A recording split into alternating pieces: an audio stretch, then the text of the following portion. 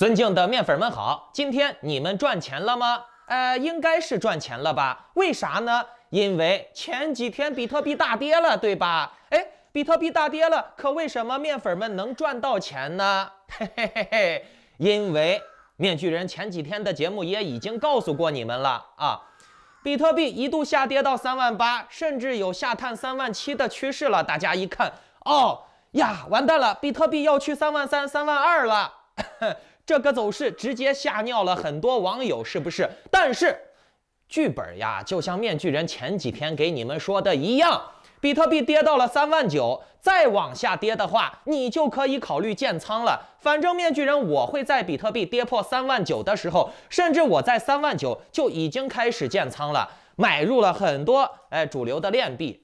大家来看这张图啊。这是大跌的那天啊，我直接就在会员群公告里面告诉了我的会员们，加仓 AVAX、以太坊、CRO、Luna， 直接买啊，你就根本不要害怕，买了就能赚钱。可是呢，面具人的会员们刚开始加仓的时候，有些人心里面还慌得很，还是害怕会继续下跌。我说没事儿，我在群里面告诉大家，别怕，买稳住。然后呢，这个整个加密货币市场啊，到了下午以后就开始涨了，比特币一度反弹到了接近42000，现在可能已经要去43000了吧。其他的币呢，也都至少有10%的反弹幅度，其中当属 Luna 的反弹幅度是最大的。大家看这个图嘛，我让进场的时候 Luna 是$76，然后就涨到了$97，涨幅接近了30%啊。那我的会员公告已经说得很明确了，只要你从这个点位跟上，你就能赚到钱。是不是？事实证明了，面具人的会员还是很有含金量的，对吧？不是会员有含金量啊，当然了，会员有含金量啊。那面具人我的这个指导也是很有含金量的，对不对啊？你们从去年看节目看到我到现在啊，无论是政治还是经济，准不准啊？那如果你们有兴趣加入面具人的会员的话，我会在节目末尾公开我的联系方式的。近段时间，在面具人讲之前，比特币经历了不断下跌，3月18号最低跌到了38500U。就在当天，面具人给出了新的操作思路，然后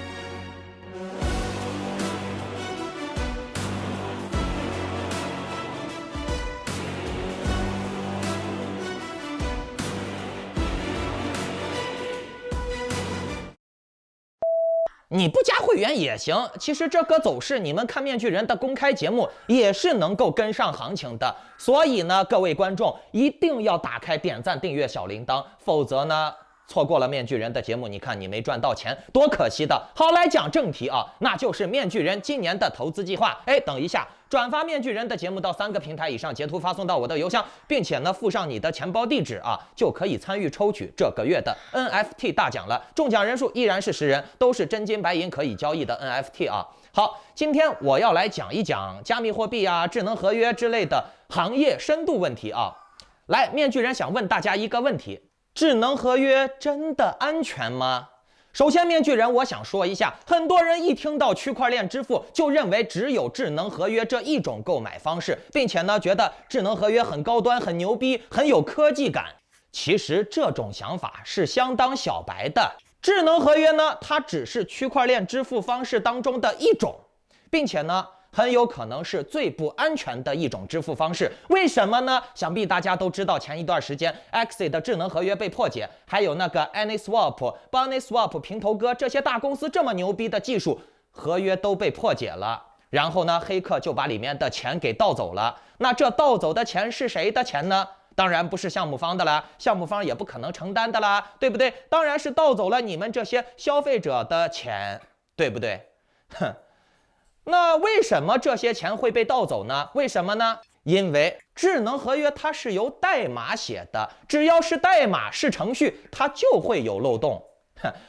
你别说普通的这么一些消费公司了，就连美国国防部的那些机密文件都不敢去用软件管理，他们也都是用纸质备份的，锁在那些地下室里面，还有重兵把守，进行无网络管理的。你们知道吗？就算是审计公司也无法完全找到合约漏洞，一旦合约的漏洞被找到了、被破解了，那里面的钱也就完蛋了。所以呢，智能合约对项目方是不安全的啊。同样的，智能合约对消费者也是不安全的。合约会授权客户的钱包，就相当于你允许对面从你的口袋里面拿走钱，你把你家里面的钥匙给了他。所以呢，有些项目方跑路的时候，也会顺带把授权的钱包给清洗完，把里面的钱都拿走。大家来看这张图，这个网站是可以查你的钱包授权了多少个合约，这些合约的安全性，它能拿走你多少钱的，风险程度有多高的，一目了然。其实合约购买对项目方来说，有点利大于弊，因为它可以增加项目方对你钱包的权限，并且呢，智能合约的设计制作流程短，所以呢，它的制作成本就低，所以呢，很多项目方，尤其是土狗项目方，最喜欢使用各种各样的合约，而且呢，这些合约还可以是不平等条约，听明白了吧？但是合约虽然说有这么多的缺陷，不过它也有优势，它的优势就是数据稳定，不容易篡改，它不容易产生数据错误啊。比如说，你合约里面写了买了多少东西啊，这个东西是很难改的。当然了，也是可以改，只不过是比较难。可是呀，智能合约它就是有一个致命的缺陷，那就是一旦漏洞被找到了，那这个损失就是全盘皆输啊，整盘全输。完全的风险啊，资金全都没有了。所以啊，像这些比较严谨的面具人，我给你们说一个行业现状吧。大家都知道，欧美人做事情比较严谨。现在很多欧美的项目方呀，他几乎都淘汰了合约购买的方式。很多大厂，包括 Mastercard、Pornhub 啊，没错，就是你懂的。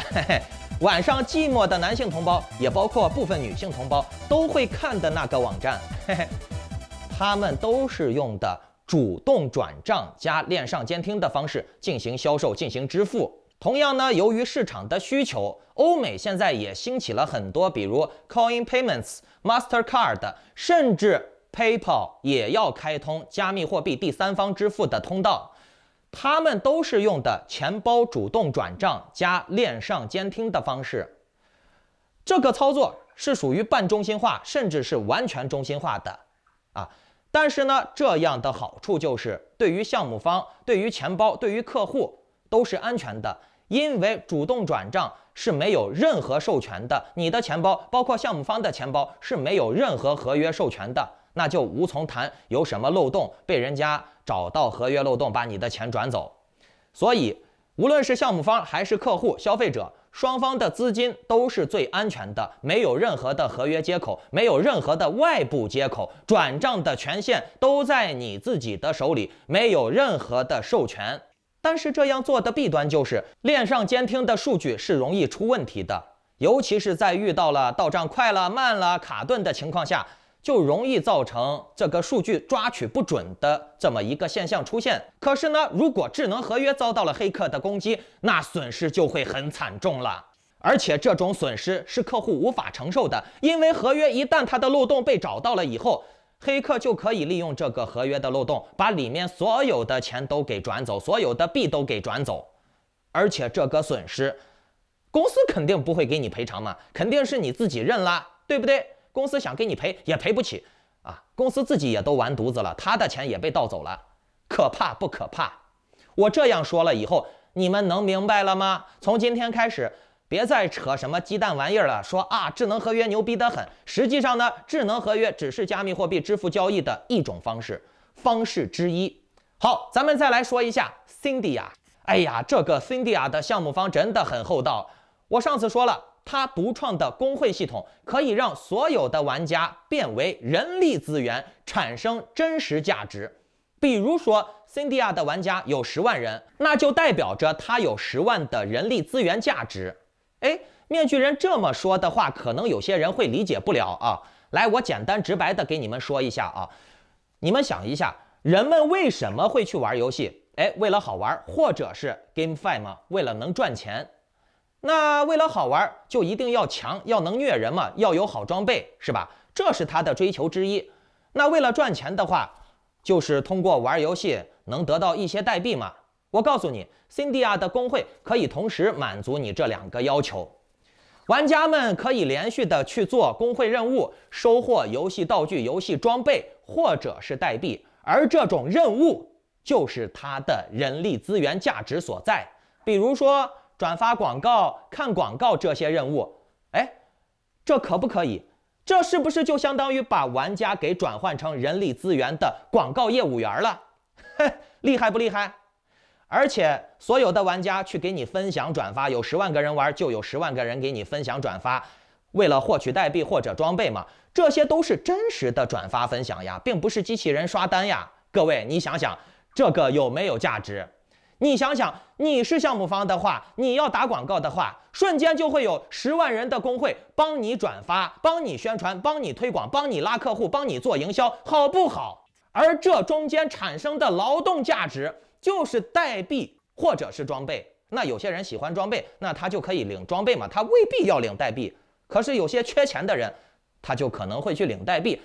无论如何，大家都能通过这种人力资源转换而得到好处。你想让这些人帮你打广告，那你就要收购他们手上的代币进行广告充值，而玩家们赚的代币就是你充值的钱，而这个过程是没有任何泡沫的。并且根据面具人我所知啊，项目方目前不止这Cyndia一款游戏，接下来呢还会有4、5款游戏到来，他们是要达到100万玩家的目标的。如果说一个游戏不能提升代币的价值，那10款游戏呢？100款游戏呢？听起来有点像马化腾的作风啊。那这就不可小觑了哟。区块链世界的腾讯游戏平台啊，各种各样的游戏都有啊。区块链世界的 Steam 平台，一个传媒王国游戏平台发射台，项目方的格局可以。而且呢，我从这个 Cyndia 的游戏设计里面就可以看出来，项目方真的是擅长做游戏啊。那至于具体的这个游戏玩法，你们可以去参考一下我徒弟或者是我上一期的节目啊，已经说得很明确了，在这里就不浪费时间了啊。咱们继续来说正点啊，不是正点，重点啊。我脑子里面刚提到的那个 PronHub， 那个网站里面，那个画面现在还在我的脑里面浮现呢啊。好，来说正题啊。刚说到哪儿了？Cyndia 会出很多款游戏，或者是合作游戏。Cyndia 所有的游戏，包括合作的游戏，都会在这个公会上去进行任务的发布，进行装备的发布。然后呢，所有的游戏里面的玩家想要获得道具或者代币，就必须做这些任务啊，比如射击类的游戏、棋牌类的游戏、策略类的游戏。不仅如此呢，这个公会是 NFT， 是私有的。那么这也就意味着，谁是公会的会长，谁就有了无限的财富。目前呢 ，Cyndia 的公会只能通过白名单的黄金宝箱获取。这个黄金宝箱呢，是官方的一个补偿活动，价值连城。为什么面具人我说这个官方很厚道呢？为什么我又说这个黄金宝箱价值连城呢？因为公会呀，他的这个会长呀，是可以控制这个公会的，就相当于可以拿这个公会当做一门生意来赚钱，就相当于自己开了一个游戏公司，开了一个广告公司。你听明白了吗？就相当于他加入了董事会了啊，应该是有点这个意思。所以呢，它的价值应该是不会比无聊猿低的。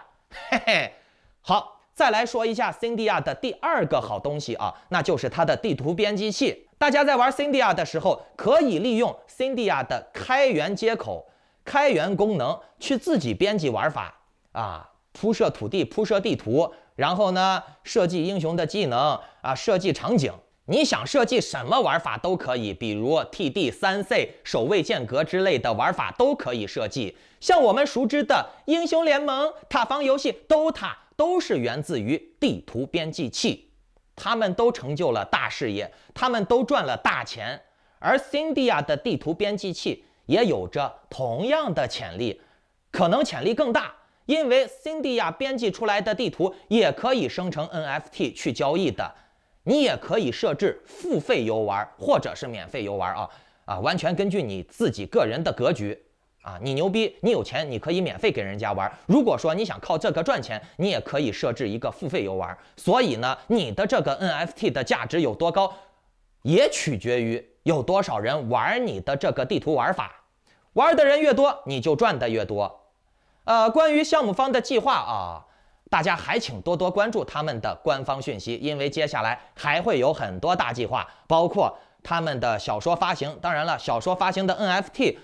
我今天看他们的公告马上就要公布了啊！我提前问了一下项目方，他们说这个小说会抽取几个玩家从宝箱持有数量前100的抽取上几名我记不得了啊，反正这个中奖的是可以把自己的名字加入到小说的版权方的。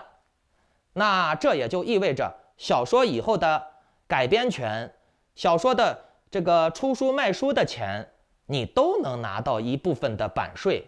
哎呀，这个又不得了了。总之呢 ，Cyndia 的商业设计能力太强了大家想要得到更多的一手信息，也可以加入我的会员群啊。那至于比特币接下来的走势，我还是偏乐观。不信的大家可以过几天验证嘛。反正面具人的会员包括这几天有及时的收看到我节目的人，都已经铺好底了嘛。你们现在无非就是考虑赚多赚少、套不套利的问题。如果你想要更及时的加密货币操作，参加今年的革新性的项目的早期入场机会，好项目多得很呢。请下载 Line 或者 Telegram 搜索添加 ID Maskman118 办理会员入群手续。OK， 我们下期再见，祝你好运，拜拜。